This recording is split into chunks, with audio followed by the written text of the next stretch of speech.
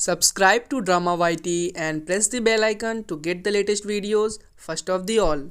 Hey guys, how are you? It's K2 and welcome to Drama YT. In this video, I'm going to talk about my top 10 Korean dramas which are on air right now, and you could start watching any of them and you will not regret your decision at all. So before starting this video, I just want to mention something that I dropped a video about top 10 ongoing Chinese dramas this morning. So if you guys have not watched that video yet, click the link on the I button above, or you could just find that video on my channel. So give this video a like and let's get to it.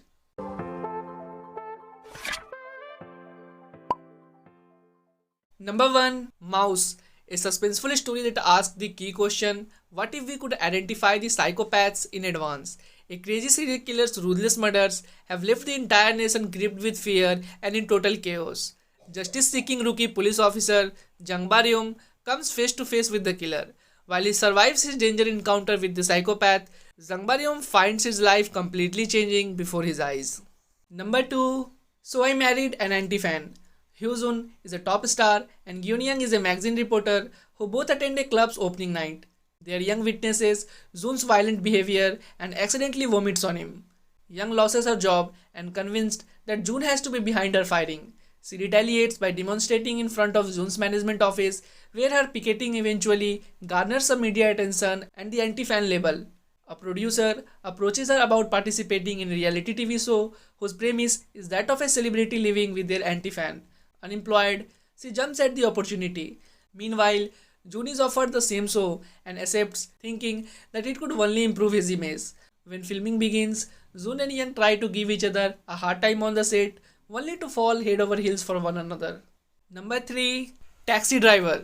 Dogi has lived more honestly than anyone else as an officer in the Special Forces. Yet, when a serial killer murders his mother, he spends his days in agony. While feeling wronged and broken, Dogi meets Jang Sang-chul, who recruits Dogi to work for his company, Rainbow Taxi. Far from an ordinary taxi service, Rainbow Taxi is a secret organization that avenges victims whom the law didn't protect. Here, Dogi becomes a star driver who delivers satisfying revenges. Meanwhile, Hana is a prosecutor who investigates Rainbow Taxi. She is so furious with their lawless behavior, but at the same time, she feels confused to see them solve cases that the law cannot.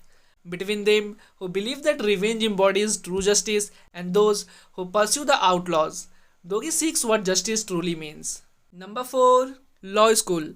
When a grim incident occurs at their prestigious school, justice through law is put to the test by a tough law professor and his ambitious students.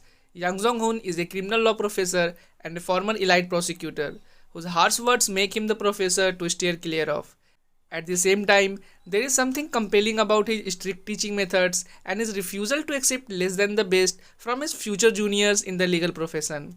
Han Jun-hui, a first-year law student, is at the top of his class. He is a natural leader whose good looks and easy charms make him the perfect man on paper. However, there is an unexpected side to him that remains well hidden. Kang Sol is another first-year law student who overcome childhood poverty and hardships by gaining a special admission to the school. She walks a path of thorns due to her constant sense of deprivation and shame amidst the wealth and talent that surrounds her. Eventually, her passion will enlighten her on what it truly takes to be a good lawyer. Kim Yoon-suk is a civil law professor who was once the head of the law school's free legal clinic.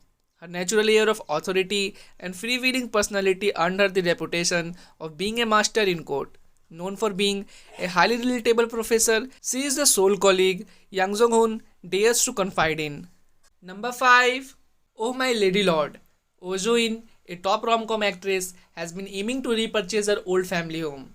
The second it goes on sale, she buys it back.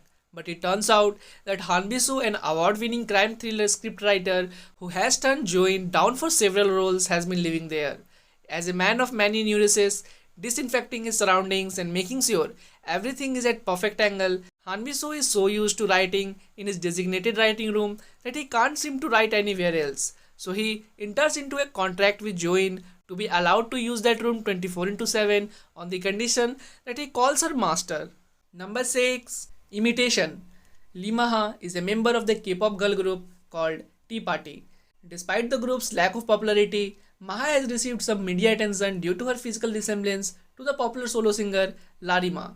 During a reality TV program where idols participate in sporting events, Maha accidentally injures Hyuk, a member of the famous boy group Shax. Another member of Shax, Kyunryuk, develops a dislike of Maha as a result of both the incident and her attempts to gain popularity by imitating Rima. However, the two are forced to cross paths on television programs and when they are cast in a drama together.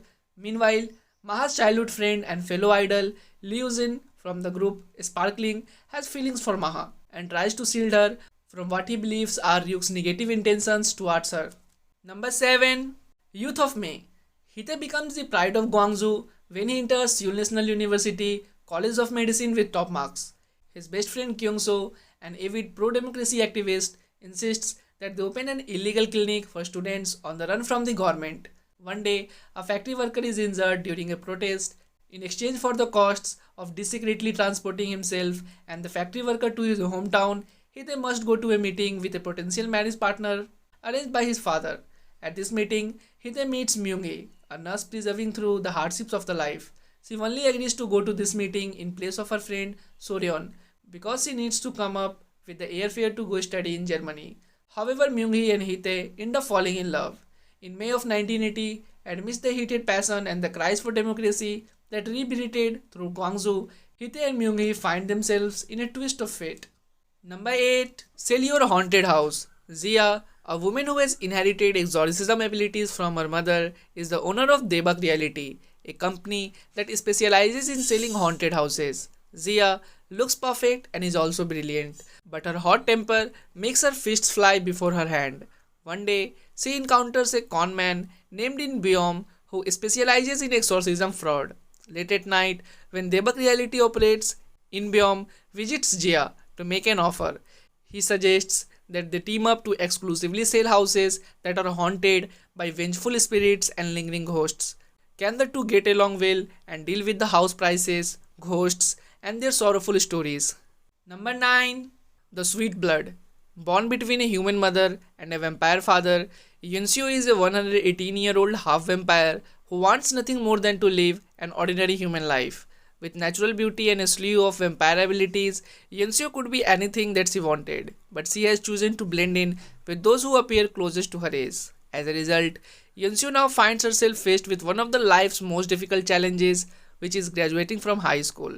Fighting back her more vampiric urges, Yunseo does her best to blend in at school, a task that for the most part has been fairly easy. But when the sweet blood of her classmate Songmyo-ro attracts the attention of vampires and werewolves alike, things get a little more complicated.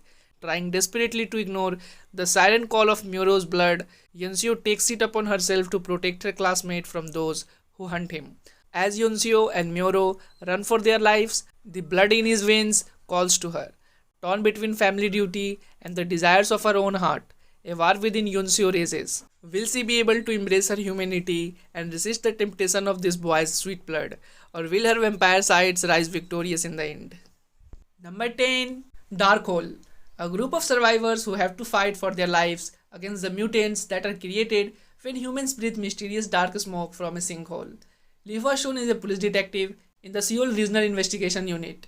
Lee Hwa-shun's life is turned upside down when she receives a phone call from her husband's murderer telling her to come to Mujishi. However, the people in Mujishi have been transformed into monsters after breathing in a mysterious dark smoke. Lee Hwa-shun must not only fight to survive, but also battle her fear in order to capture her husband's murderer.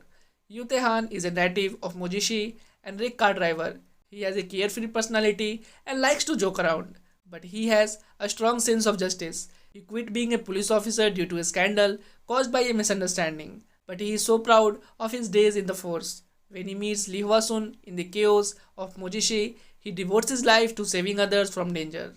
So that was it guys, the video ends here. I hope you have liked this video. If you have watched the video till here, give this video a like and subscribe to Drama YT. And yet you guys have not followed me on the Instagram handle, which is right in front of you. It is called dramyt.k2. Follow me there as well. And I will see you later as always. Your K2. Love, peace and hugs. It's been a pleasure.